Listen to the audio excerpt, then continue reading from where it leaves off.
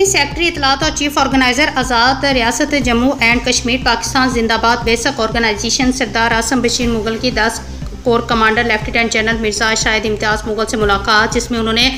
कहा है कि पाकिस्तान जिंदाबाद बेसक ऑर्गेनाइजेशन के तमाम तर मेम्बरान और मरकज़ी क़यादत पाकिस्तान के हर एक खित्ते आज़ाद कश्मीर, पंजाब, सिंध, खैबर पख्तूनख्वा और बलोचिस्तान के अलावा बैरून मुमालिक में मुकीम पाकिस्तानी और कश्मीरी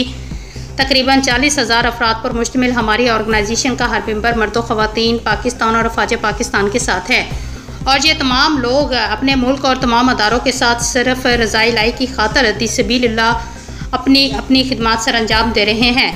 ना साफ मुल्क की सलामती बल्कि उसकी तामीर व तरक्की और हालत जंग में भी हम सब बगैर वर्दी के अपनी मुसल्लह फ़ौज के सिपाही हैं। इंशाल्लाह हम मिलकर अपने वतन अज़ीज़ का दिफा करेंगे और अपनी जान और माल से हाजिर हैं। हमारी ऑर्गेनाइजेशन का हर एक मेंबर अपनी सलाहियतों को बरोकार ला कर इस मुल्क के अंदर छुपे हुए मुल्क दुश्मन और गद्दारों को भी बेनकाब करेंगे और नौजवानों के अंदर और अपनी आने वाली नस्लों के अंदर मुहब्बुल वतनी का जज्बा और इंसानियत की बका और खिदमत के लिए अपनी ज़िंदगियों को मुल्क पाकिस्तान के लिए वक़फ़ किया है, जिस पर लेफ्टिनेंट जनरल शाहिद इम्तियाज़ मुगल ने सरदार आसम बशीर मुगल की हुब्बुल वतनी और मुल्क पाकिस्तान से बेलौस मोहब्बत का सलेरिया दिया।